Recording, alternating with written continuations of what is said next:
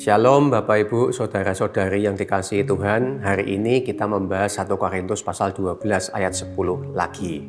Cuman bagian saya adalah untuk membahas karunia untuk menafsirkan bahasa roh. Nanti ayatnya bisa Anda baca sendiri. Nah, karunia menafsirkan bahasa roh, kebetulan saya punya karunia itu. Jadi pada saat jemaat itu atau seseorang berbahasa roh, ya, biasanya bahasa roh itu pada saat ada perkumpulan atau pada saat ada penyembahan di gereja, waktu kebaktian, jemaat berbahasa roh, ada satu orang yang berbahasa roh cukup keras.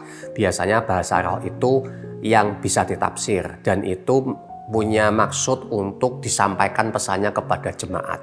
Ada bahasa roh yang digunakan untuk membangun diri sendiri, ada yang isinya pesan nubuatan. Nah, pada saat mendengarkan bahasa roh yang keras itu, saya minta kepada Tuhan berikan saya tahu artinya.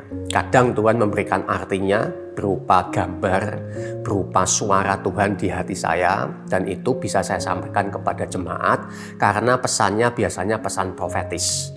Pesan-pesan yang menguatkan jemaat, pesan-pesan yang berupa hal-hal yang Tuhan sedang ingin lakukan atau pesan-pesan yang aktual bagi jemaat. Bapak Ibu, ada orang yang berkata karunia Roh Kudus sudah nggak ada. Ya, terserah saja. Biasanya orang seperti itu orang yang tidak pernah mengalami karunia Roh Kudus. Bahkan ada orang yang mengatakan mujizat sudah nggak ada karena ilmu kedokteran itu sudah maju. Saya berkata ya terserah saja. Buktinya sampai hari ini ada banyak anak Tuhan mengalami mujizat. Apa yang kau percaya itu yang akan terjadi. Kalau engkau sebagai anak Tuhan berkata mujizat sudah nggak ada, karunia bahasa roh sudah nggak ada, karunia Roh Kudus sudah tidak ada, ya itu yang akan terjadi. Anda akan rugi menjadi orang Kristen karena kekayaan yang Tuhan berikan kepada gereja tidak Anda nikmati. Dan Alkitab itu sifatnya adalah firman Tuhan dan kekal, Bapak Ibu. Sekalipun itu berbicara tentang masa lalu, itu tetap semua adalah firman nubuatan. Jadi Bapak Ibu, bahasa roh ada, karunia menafsir bahasa roh ada, saya memiliki dan saya mengalami. Kalau Anda berkata, wah Pak Greg sesat, terserah Anda.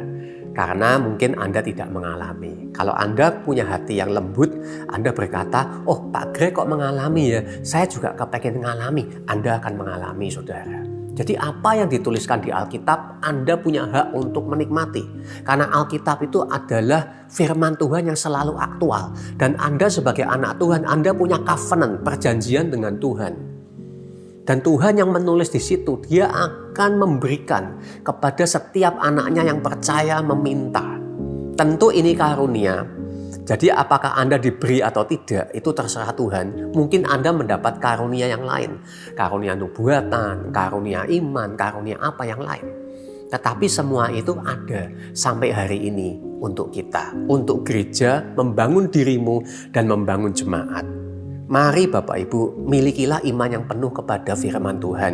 Bukan hanya sebagian-sebagian saja dan yang menganggap yang lain sudah tidak ada. Pilihan ada di tangan kita. Apakah kita mau menjadi anak-anak Tuhan yang hanya mempercayai sekian persen firman Tuhan atau 100% firman Tuhan? Tuhan Yesus memberkati.